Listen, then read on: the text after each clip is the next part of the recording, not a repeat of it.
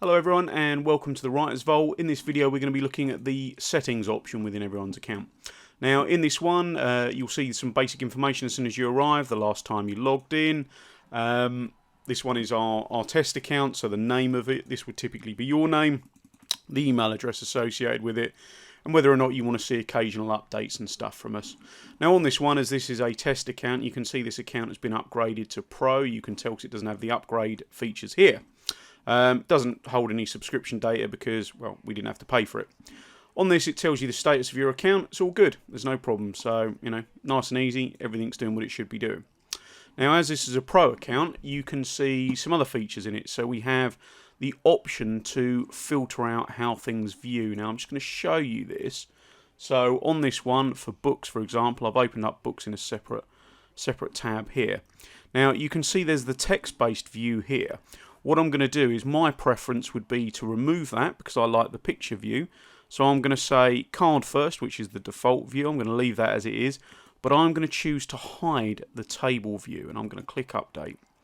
Now when I go back here and refresh this, you'll see the table view is completely gone.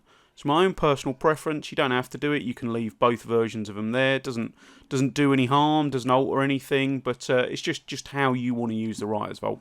So you can apply this feature currently to books, characters, and items. So if you prefer the text-based view because you're never going to have any images, just hide the card view if you'd rather.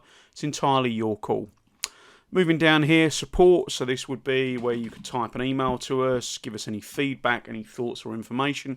Send that to us, we'll be able to pick it up. We work Monday to Friday, 9 to 5 UK time. So anything you send to us will come to us and we'll be able to help and get back to you.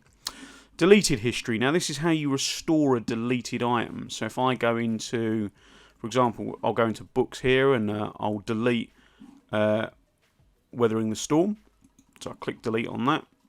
That's then cleared that out from my test account. So I'll go back here. I'll refresh it, and then so there's a book been deleted called Weathering a Storm. It was deleted a few seconds ago. I hit the restore button, go back to here, refresh, boom, it's back. Everything's back as it was. Very, very easy, very, very simple. And that enables you to have a bit more control over what you've got. So you've got the items to chance to do these things here. And then obviously, if ever you wanted to permanently delete your account, there's a whole load of information here.